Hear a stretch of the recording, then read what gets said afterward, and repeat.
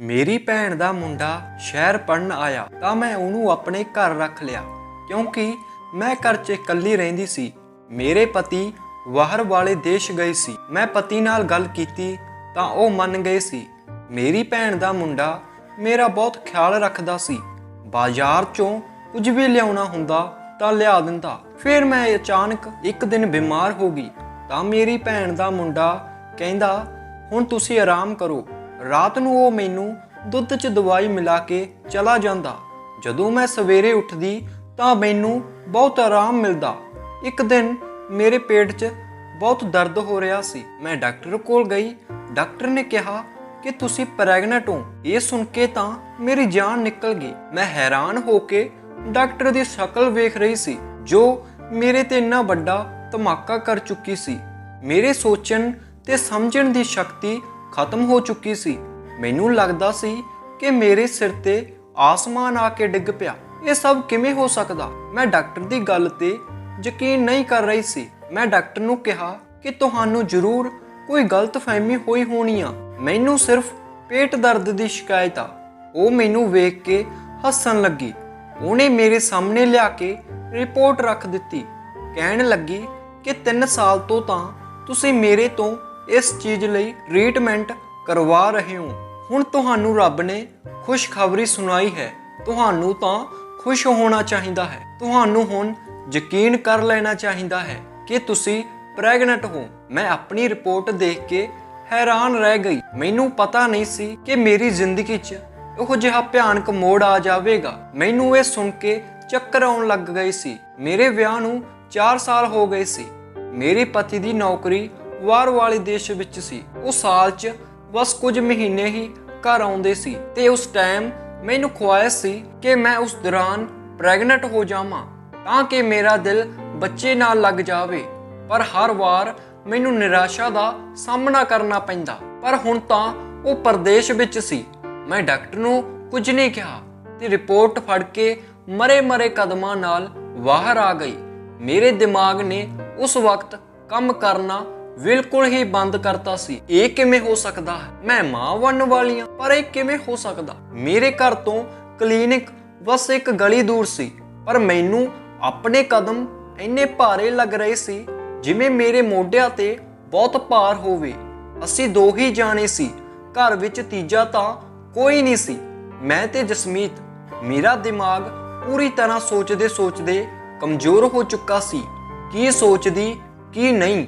ਜਸਮੀਤ ਮੇਰਾ ਸਕਾ ਭਾਂਜਾ ਸੀ, ਮੇਰੀ ਵੱਡੀ ਭੈਣ ਦਾ ਮੁੰਡਾ। ਮੇਰੇ ਕਦਮ ਘਰ ਕੋਲ ਆ ਕੇ ਰੁਕ ਗਏ। ਮੈਨੂੰ ਲੱਗਿਆ ਕਿ ਮੈਂ ਕਲੀਨਿਕ ਤੋਂ ਇੱਥੋਂ ਤੱਕ ਬੇਜਾਨ ਮੌਜੂਦਗੀ ਨੂੰ ਕਿਸੇ ਲਾਸ਼ ਦੀ ਤਰ੍ਹਾਂ ਘਸੀਟ ਕੇ ਘਰ ਲੈ ਕੇ ਆਈ ਹਾਂ।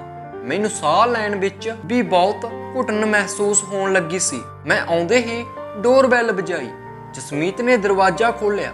ਮੈਂ ਘਰ ਦੇ ਅੰਦਰ ਚਲੀ ਗਈ। ਮੇਰੇ ਘਰ ਦੇ ਅੰਦਰ ਵੜਦੇ ਹੀ ਉਹ ਕਹਿਣ ਲੱਗਿਆ ਕਿ ਅੱਜ ਤੁਸੀਂ ਇੰਨੇ ਲੇਟ ਹੋ ਗਏ। ਮੈਂ ਪਹਿਲਾਂ ਰੋਟੀ ਖਾਣ ਵੇਲੇ ਤੁਹਾਡਾ ਇੰਤਜ਼ਾਰ ਕਰਦਾ ਰਿਹਾ, ਫਿਰ ਮੇਰੇ ਤੋਂ ਭੁੱਖ ਸਹਿ ਨਾ ਹੋਈ, ਇਸ ਲਈ ਮੈਂ ਤਾਂ ਰੋਟੀ ਖਾ ਚੁੱਕਿਆ।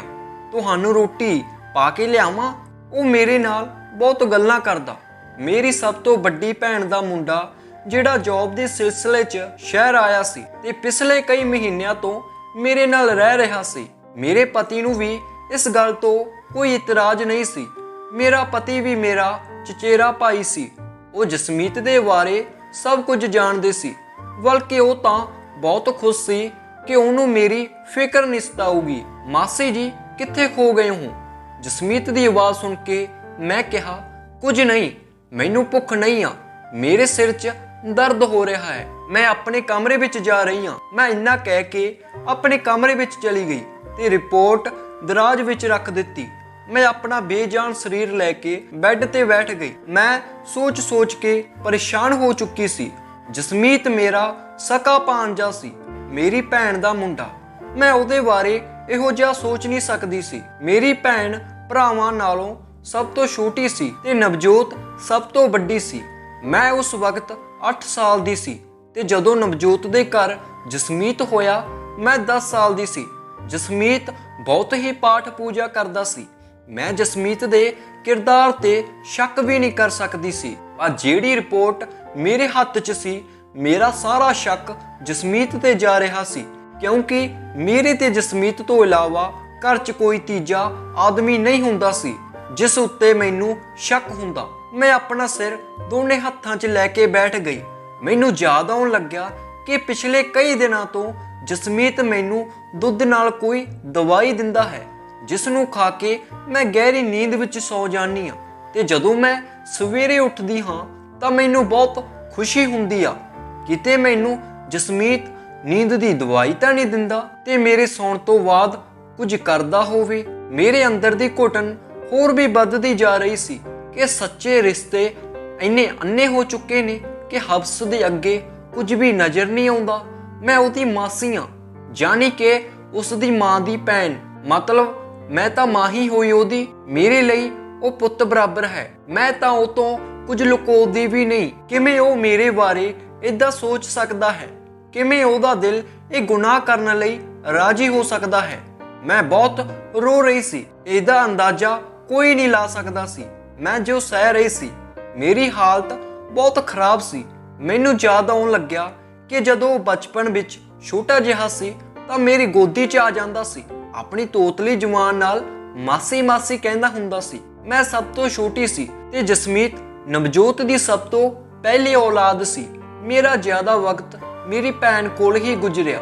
ਉਦੋਂ ਮੇਰਾ ਵਿਆਹ ਹੋਣ ਵਾਲਾ ਸੀ। ਉਦੋਂ ਜਸਮੀਤ ਨਵਾਂ ਕਾਲਜ ਵਿੱਚ ਪੜ੍ਹਨ ਲੱਗਿਆ ਸੀ।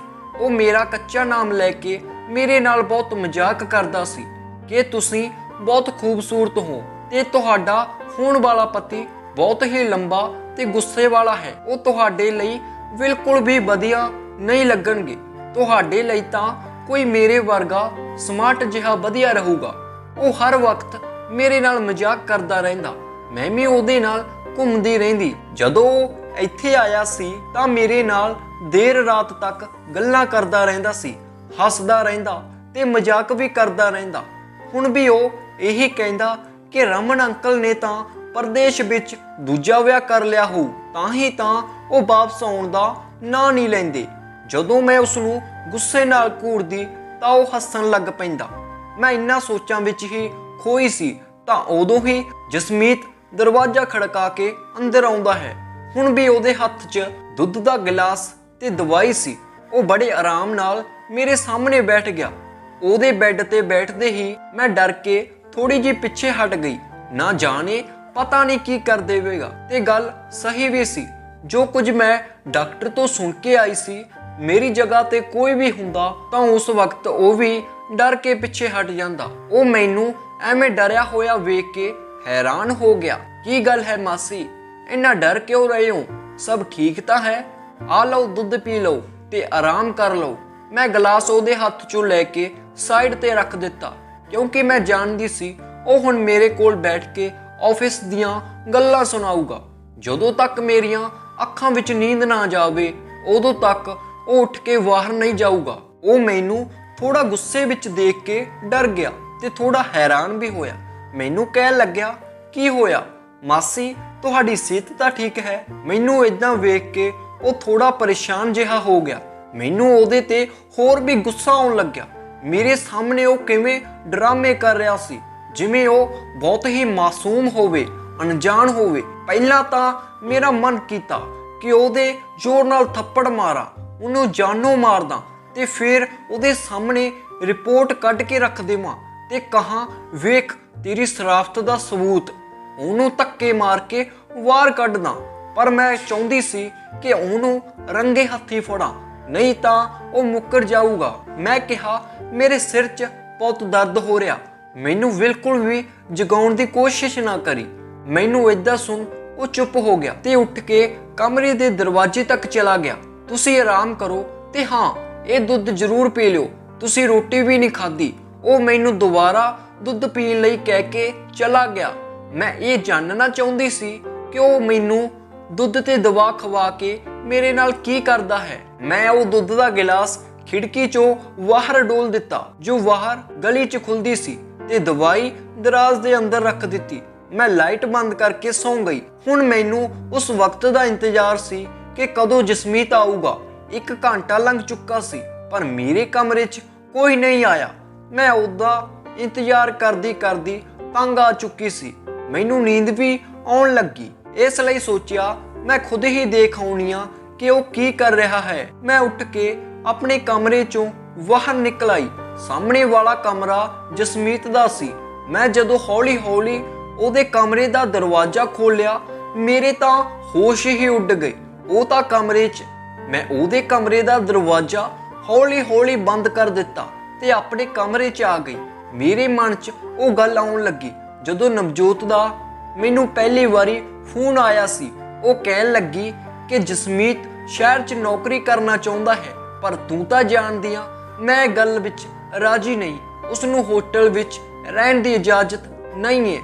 ਉੱਥੇ ਕਈ ਕਿਸਮ ਦੇ ਨੌਜਵਾਨ ਹੁੰਦੇ ਨੇ। ਮੇਰਾ ਜਸਮੀਤ ਸਿੱਧਾ ਸਾਦਾ ਹੈ, ਕਿਤੇ ਗਲਤ ਲੋਕਾਂ ਨਾਲ ਫਸ ਨਾ ਜਾਵੇ। ਤੇ ਤੂੰ ਤਾਂ ਜਾਣਦੀ ਏ ਕਿ ਅਸੀਂ ਇਹਦੀ ਦੇਖਭਾਲ ਕਿਵੇਂ ਕੀਤੀ ਹੈ। ਮੇਰਾ ਮੁੰਡਾ ਬਹੁਤ ਸ਼ਰੀਫ ਹੈ, ਨਾਲੇ ਜਿੱਥੇ ਮੁੰਡੇ ਰਹਿੰਦੇ ਹੋਣ ਉੱਥੇ 100 ਬੁਰਾਈਆਂ ਹੁੰਦੀਆਂ ਨੇ। ਇਸ ਲਈ ਜੇ ਉਹਨੂੰ ਤੂੰ ਆਪਣੇ ਘਰ ਰੱਖ ਲਏ ਤਾਂ ਮੈਨੂੰ ਬਹੁਤ ਖੁਸ਼ੀ ਹੋਵੇਗੀ। ਮੈਂ ਉਹਨੂੰ ਹਾਂ ਕਰ ਦਿੱਤੀ ਸੀ ਕਿ ਜਸਮੀਤ ਮੇਰਾ ਭਾਂਜਾ ਨਹੀਂ, ਮੇਰਾ ਮੁੰਡਾ ਹੈ। ਇਹ ਸਪਸ਼ਟ ਸੀ ਕਿਉਂਕਿ ਉਹ ਮੇਰਾ ਸਕਾ ਭਾਂਜਾ ਸੀ ਤੇ ਸਕਾ ਭਾਂਜਾ ਆਪਣੇ ਪੁੱਤ ਬਰਾਬਰ ਹੁੰਦਾ। ਮੇਰਾ ਸਿਰ ਫਟਣ ਲੱਗਿਆ ਕਿਉਂਕਿ ਮੇਰਾ ਭਾਂਜਾ ਉਸ ਵਕਤ ਆਪਣੇ ਕਮਰੇ ਵਿੱਚ ਬੈਠ ਕੇ ਸਿਗਰਟ ਪੀ ਰਿਹਾ ਸੀ। ਉਹ ਇਸ ਗੱਲ ਤੋਂ ਅਣਜਾਣ ਸੀ ਕਿ ਮੈਂ ਉਹਨੂੰ ਸਿਗਰਟ ਪੀਂਦੇ ਦੇਖ ਲਿਆ ਸੀ।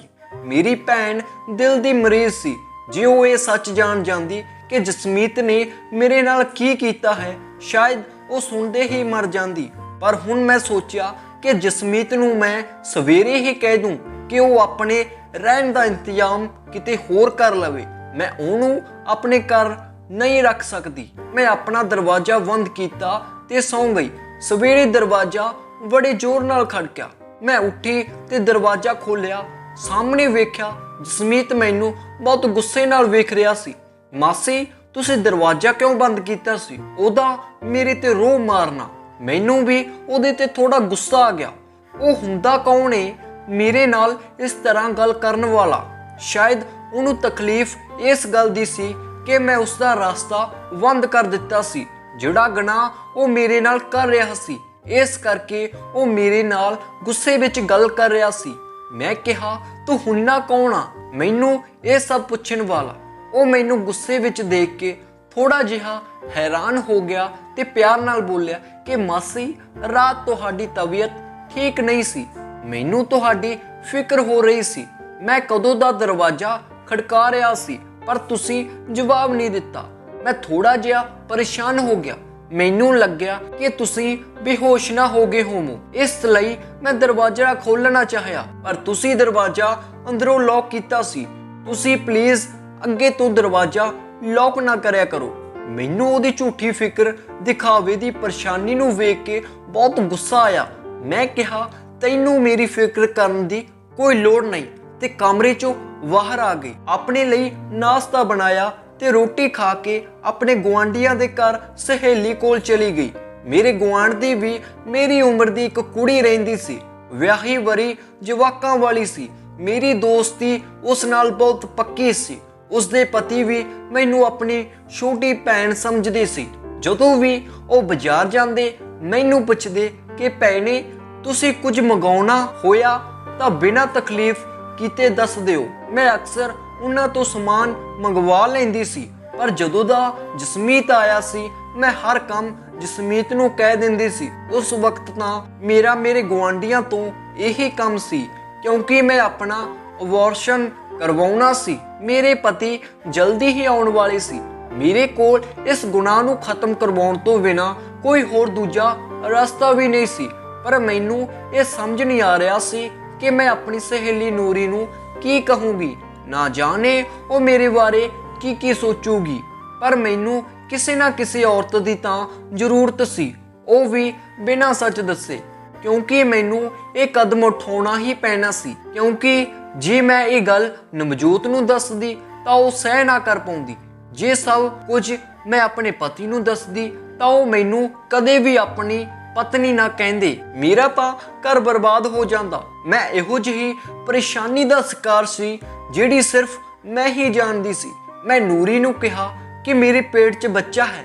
मैं उसका ਅਬੋਰਸ਼ਨ ਕਰਵਾਉਣਾ ਹੈ। ਇਸ ਲਈ ਉਹ ਮੇਰੇ ਨਾਲ ਡਾਕਟਰ ਕੋਲ ਚਲੀ ਜਾਵੇ। ਉਹ ਮੇਰੀ ਗੱਲ ਮੰਨ ਗਈ। ਮੈਂ ਉਹ ਡਾਕਟਰ ਕੋਲ ਨਹੀਂ ਗਈ ਜਿਸ ਤੋਂ ਮੈਂ ਕਈ ਸਾਲਾਂ ਤੋਂ ਆਪਣਾ ਇਲਾਜ ਕਰਵਾ ਰਹੀ ਸੀ, ਬਲਕਿ ਇੱਕ ਨਵੇਂ ਲੇਡੀ ਡਾਕਟਰ ਕੋਲ ਗਈ ਤਾਂ ਜੋ ਉਹ ਮੇਰਾ ਇਹ ਕੰਮ ਆਰਾਮ ਨਾਲ ਕਰ ਦੇਵੇ। ਉਹ ਲੇਡੀ ਡਾਕਟਰ ਮੰਨ ਗਈ। ਅਬੋਰਸ਼ਨ ਕਰਾਉਣ ਤੋਂ ਪਹਿਲਾਂ ਉਸ ਰਾਤ ਮੇਰੇ ਨਾਲ ਕੁਝ ਅਜਿਹਾ ਹੋਇਆ ਜਿਸ ਨਾਲ ਮੇਰੀ रूह कंब गई। मैं रात नूं घर आउंदे ही जसमीत नूं कह दिता कि मैं तैनूं अपने घर नहीं रख सकदी। मेरी ये गल सुन के वो हैरान हो गया। मासी जी तुसीं ये की कह रहे हो? मैं क्यों तुहानूं छड्ड के जाऊंगा? मैनूं तां कोई प्रॉब्लम नहीं है, मैं तां किते भी रह लवांगा, पर तुसीं इकल्ले किवें रहोगे? जसमीत मैनूं लैके फिक्र कर रहा सी। मैं कहा तेरे आउण तो पहलां भी मैं इकल्ली ही रहिंदी सी, जल्दी तो जल्दी अपने रहन का इंतजाम कर लै। उन्हें कोई जवाब नहीं दिता, पर चेहरे तो परेशान जरूर लग रहा सी। मैं अपने कमरे विच जाके सौ गई। मैं हुण दरवाजा बंद करके सौंदी सी। कुछ टाइम विच ही मैं सौ गई। फिर मैनू होश नहीं आ रही सी। रात नूं जदों मेरी अख खुली तां मैनू लगा कि मेरे बराबर कोई सुत्ता पिया। मैं बुरी तरह डर गई। इन्ना हनेरा कि मैं उसनूं वेख नहीं पा रही सी। बस यही नज़र आ रहा सी कि मेरे बराबर कोई सुत्ता पिया है।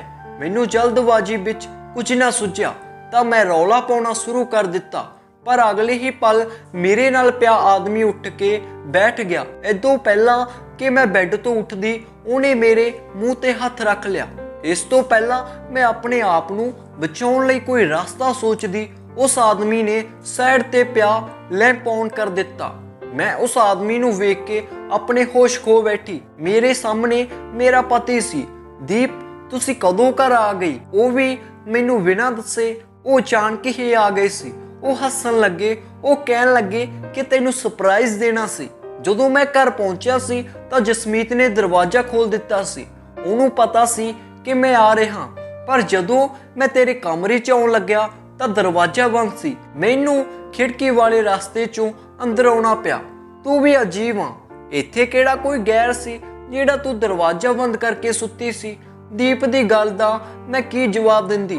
उस वक्त मैं बहुत ज़्यादा दुखी सी, इसलिए मैं दीप दे गले लग के बहुत रोई। वो मैनू इदां रोंदा वेख के समझ गए कि मैं उन्हां दे बिना उदास हो गई सी, इसलिए वो मैनू अचानक वेख के रोन लग पई। पर हकीकत तां मैं ही जानदी सी कि मेरे ते की बीत रही सी। वो मैनू तसल्ली देण लगे। जदों मैं सवेरे उठी तां दीप उदों भी सौ रहे सी। मैं बहुत परेशान सी। अज मैं डॉक्टर दे कोल अबॉर्शन करवाउण जाना है, पर यह सब दीप दी मौजूदगी विच मुमकिन नहीं सी। मैं ये सोच के परेशान सी कि मैं दीप नूं की बहाना लाऊंगी, किवें गल लुकाऊंगी। मैं परेशान जी बाहर आके बैठ गई। उदों जसमीत रसोई विच आया। उन्हें अपने लई नाश्ता बना के टेबल ते रखिया सी। वो मैनू वेख के हसन लग गया, कहन लग्या किवें लग्या मासी जी तुहानू अंकल दा सरप्राइज? मैं उन्होंने नफरत भरिया अखां नाल वेख्या ते कहा तू किन्ना ढीठ है ते ड्रामेबाज इंसान है, किन्ना मासूम लगदा, तैनू शर्म नहीं आउंदी? एक पासे मासे कहना ते दूजे पासे ये सब सह के मैं थक चुकी सी। इसलिए बिना लिहाज कीते मेरे मूँह च जो आया मैं कह दिता, उन्होंने कहना शुरू कर दिता। ते वो इन्ना ढेर सी कि हुण भी मैनू हैरान होके वेख रहा सी।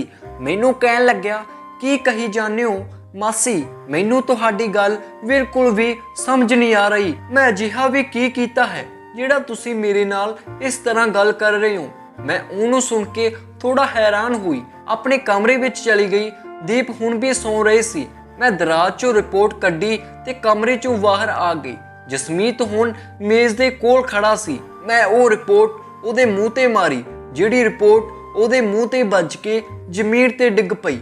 मैं कहा ये पढ़। अपनी गंदी शक्ल लैके दीप दे उठण तो पहला दफा हो जा मेरे घर चों, क्योंकि मैं नहीं चाहती कि दीप नूं इस गल दी भिनक लगे। जसमीत ने जमीन तो चक के वो रिपोर्ट खोली। जिवें उन्हें रिपोर्ट पढ़ी तां उहदे चेहरे दा रंग उड़ गया, चेहरे ते हैरानी छा गई।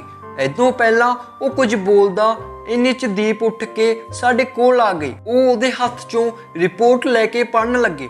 ਉਹਨਾਂ ਨੂੰ ਵੇਖ ਕੇ ਮੇਰੀ ਜਾਨ ਹੀ ਤਨ ਨਾਲੋਂ ਅਲੱਗ ਹੋ ਗਈ। ਹੁਣ ਮੇਰਾ ਘਰ ਬਰਬਾਦ ਹੋ ਜਾਵੇਗਾ। ਦੀਪ ਤਾਂ ਹੁਣ ਤਲਾਕ ਹੀ ਦੇ ਦੇਣਗੇ। ਮੈਂ ਬੁਰੀ ਤਰ੍ਹਾਂ ਚੱਕਰ ਖਾ ਕੇ ਡਿੱਗ ਪਈ ਸੀ। ਜਦੋਂ ਮੈਨੂੰ ਹੋਸ਼ ਆਇਆ ਤਾਂ ਮੈਂ ਹਸਪਤਾਲ ਵਿੱਚ ਸੀ। ਮੈਨੂੰ ਬੋਤਲ ਲੱਗੀ ਸੀ। ਦੀਪ ਮੈਨੂੰ ਬੜੀ ਗੰਭੀਰਤਾ ਨਾਲ ਦੇਖ ਰਹੀ ਸੀ। ਜਸਮੀਤ ਵੀ ਮੇਰੇ ਕੋਲ ਖੜਾ ਸੀ। ਮੈਂ ਕਹਿਣ ਲੱਗੀ, ਦੀਪ ਮੇਰਾ ਕੋਈ ਕਸੂਰ ਨਹੀਂ ਆ।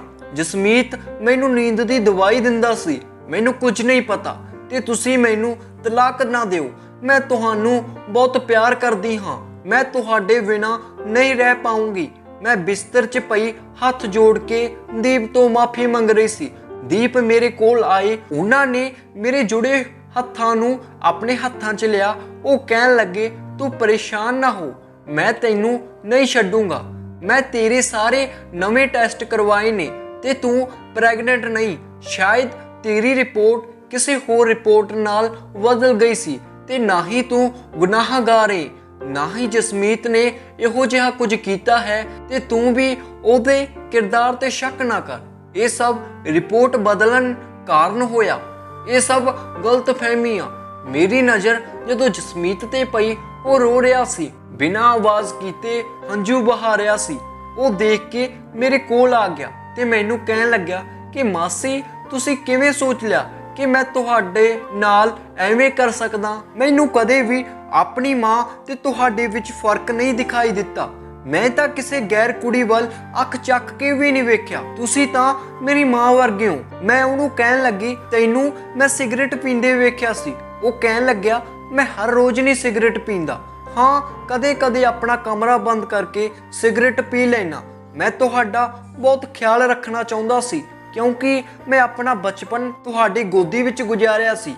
ਜਿਵੇਂ ਮੈਂ ਆਪਣੀ ਮੰਮੀ ਦਾ ਖਾਣ ਪੀਣ ਤੇ ਦਵਾਈ ਦਾ ਖਿਆਲ ਰੱਖਦਾ ਸੀ, ਉਵੇਂ ਹੀ ਤੁਹਾਡਾ ਖਿਆਲ ਰੱਖਣ ਲੱਗਿਆ। ਜੇ ਮੈਨੂੰ ਪਤਾ ਹੁੰਦਾ ਕਿ ਤੁਹਾਨੂੰ ਮੇਰੀ ਵਜ੍ਹਾ ਨਾਲ ਤਕਲੀਫ ਹੋ ਰਹੀ ਆ, ਮੈਂ ਕਦੋਂ ਦਾ ਇੱਥੋਂ ਚਲਾ ਜਾਂਦਾ। ਉਹ ਰੋ ਰੋ ਕੇ ਇਹ ਗੱਲਾਂ ਦੱਸ ਰਿਹਾ ਸੀ।